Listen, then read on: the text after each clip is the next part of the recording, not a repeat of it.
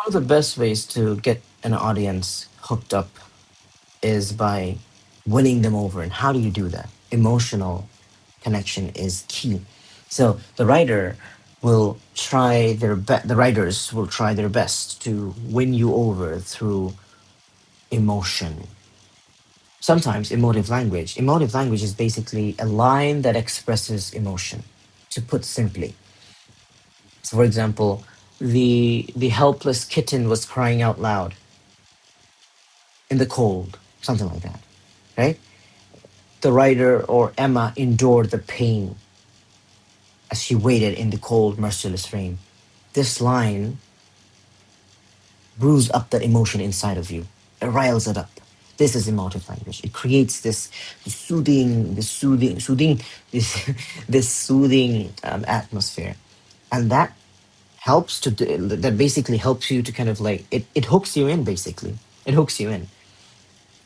Listing is the big brother of tricolon or triplet that we have talked about in the previous um, video. L- a triplet is when you have three things. List is basically four things or more. As simple as that. And it has the same inference and development as tricolon. It lists important stuff so that you can probably jot them down on a piece of paper and remember them and carry them out whenever you need them. We talked about contrast, irony. Irony is basically when um, irony is like when you think like you expect something, but something happens but something completely oh my god, let me say that again. Irony is when you expect something to happen, but what happens is actually the complete opposite, or what happens cuts you off guard. Cuts you off guard? What happens is completely oh my god, why is it so hard to explain? What happens is something you never imagined would happen. All right? It's simply as that. It's like saying, yo, I've got an exam. You know what I did? I studied all night. I crammed all night. You're like, yeah, what happened then? I failed that test. And you're like, what the hell? That's an irony. Or something like, I don't know. What else? Like, um, the ambulance, like, it's like saying the doctor had to be taken to the hospital. Like, what? The doctor, I think the doctor should be in the hospital treating patients, not him being treated by other doctors. These are kind of ideas, these are kind of examples of irony. And irony is basically create some sort of like an interesting contrast. It helps, sometimes it shows how reality is different from expectation. Sometimes it creates a paradox, does it? It does. Sometimes it can create paradox. It can add criticism, humor, and sharpens the tone. Puns and jokes. Well, this is basically jokes. Writers sometimes will use jokes, like saying weapon of mass. You know the term weapon of mass destruction. A writer used this phrase, well, weapon of mass distraction. That's a type of a joke. That's a pun. He's using a punchline. He's using a very common phrase, but he's changing that to fit his particular text. Sarcasm is the same thing. Is when sarcasm. Now, I have noticed something. In many texts, sarcasm is used when an extreme idea is being proposed. This is quite common. Instead of proposing an extreme idea bluntly without mincing your words, sometimes the writers like to sugarcoat it, use some sort of sarcasm, and kind of quietly deliver that point. For example, one of the texts I remember, the writer gave a little hint that people living in slums could never be the same, or their social status can never be equivalent to the people living in mansions. That's how life is. He was making a joke. Isn't that funny? Isn't it weird how life is, how unjust and how cruel life is? He was making some sort of joke. He was using a sarcasm here that those people are never easy. Those people are never the same. He talked about how there's a bridge that kind of separates those rich people and those who are poor, and he was making a joke about it. Does it show he's bad? Does it show one of the points was that he looks down upon the people who live in these slums. That's his characteristic. But sometimes sarcasm is used to deliver points that might be odd, that might sound weird. But the sarcasm, that jokey, that pun, humor tone makes it sound less intimidating and less um, dangerous in a way, if that makes any sense. Sarcasm is basically joking about something, okay? And writer does this to, again, to make the tone more engaging, more fun.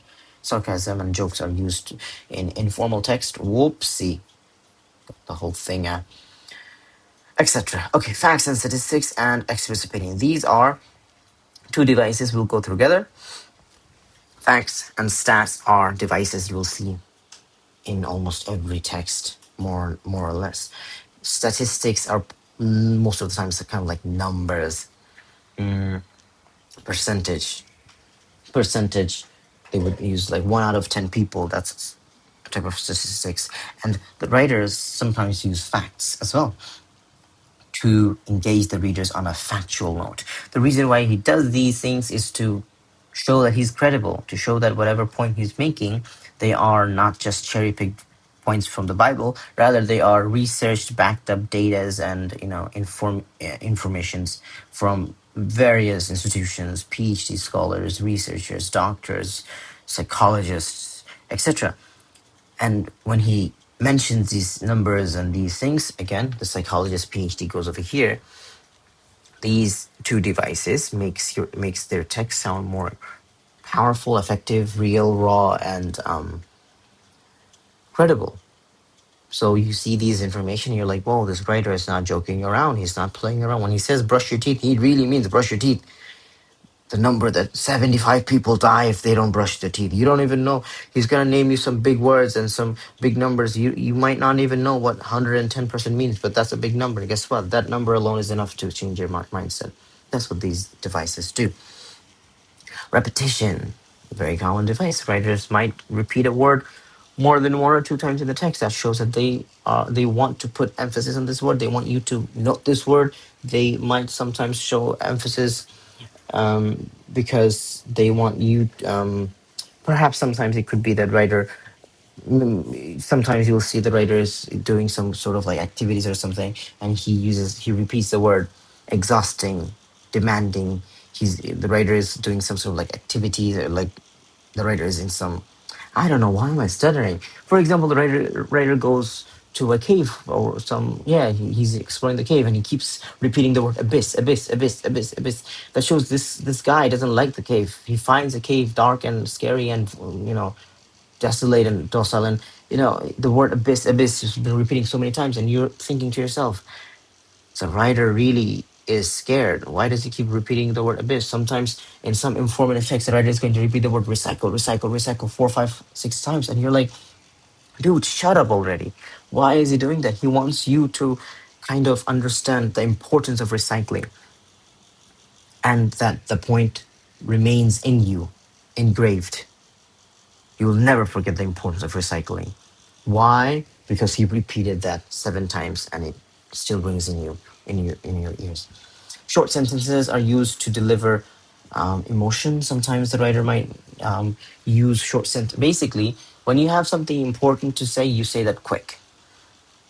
You don't, call your friend's mom and go like, "Auntie, your son. I know you have a son. Your son's name is Mike. My friend's name is Mike. He went through an accident. He broke his leg. You know, bro, just say what you have to say. Your son is in the hospital. Come quick, right?" Writers are going to do that. He's going to use short sentences that he died. It was hell. It felt exhilarating. Hell. I've seen it. I've seen a text. It was so funny. So the writer used the word hell. Like he repeated this, it was hell, like 3 times in his text. This short sentence, literally, and it's not just a short sentence, it's also a repetition. So the fact that he repeated the sentence, it was hell 3 times, it shows the dude didn't really like the journey. It was unbelievable. It was like obnoxious. He did not like the journey. So short sentences deliver important, vital, crucial information fast, like it's snappy. Long sentences, however, is when you want to inform somebody of unnecessary information. Not really.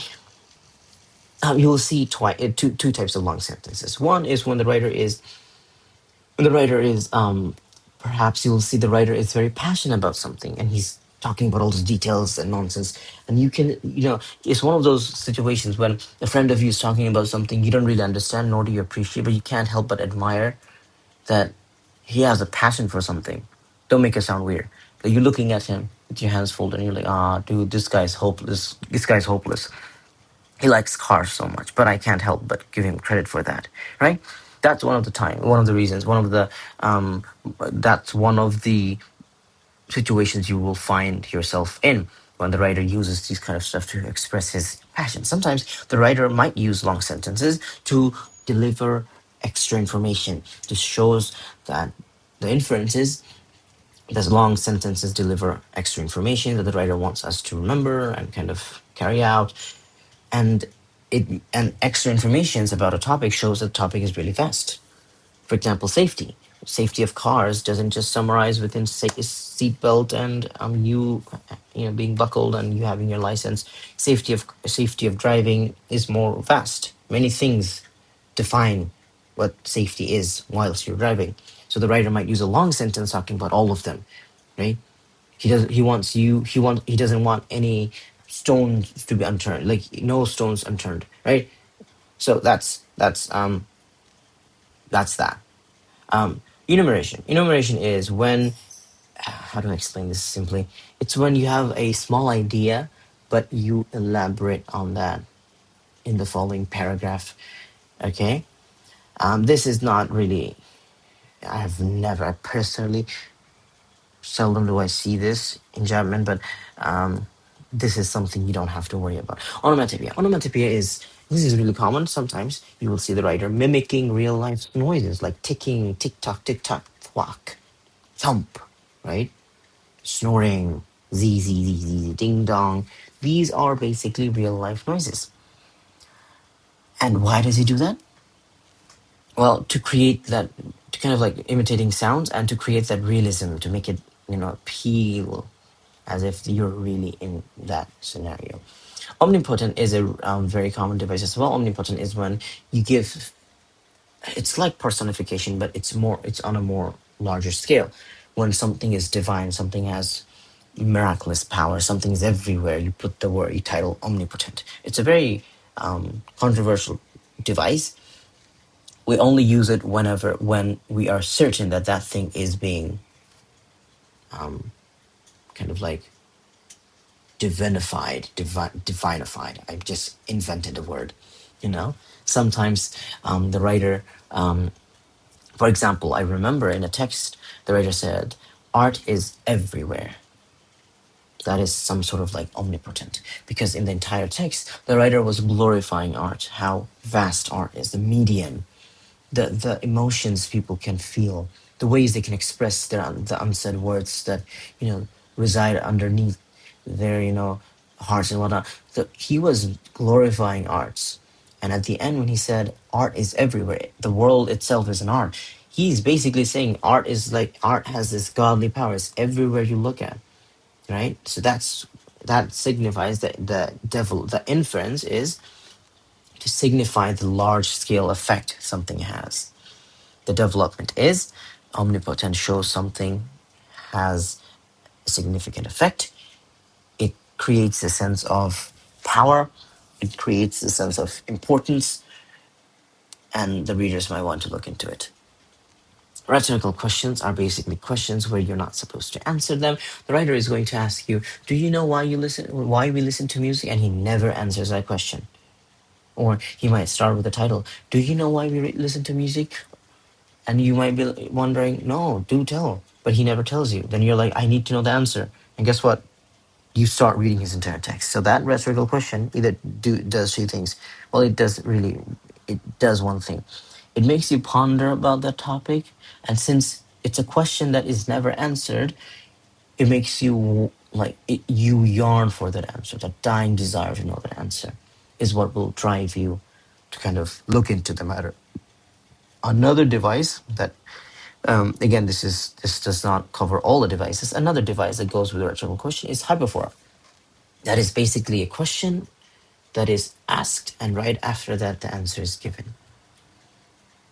For example, I say, "Why do we listen to music?" Because it's a gift. And now you're like, wait, it's a gift? And now you start questioning, why is it a gift? The difference between the two is, when I ask you a rhetorical question, I never give you the answer. And you want to know, what is the answer? When I use a hyperphora, I ask you a question, I give you the answer. You don't want to know the answer. You know the answer. I told you the answer. Rather, you think why that answer stands true.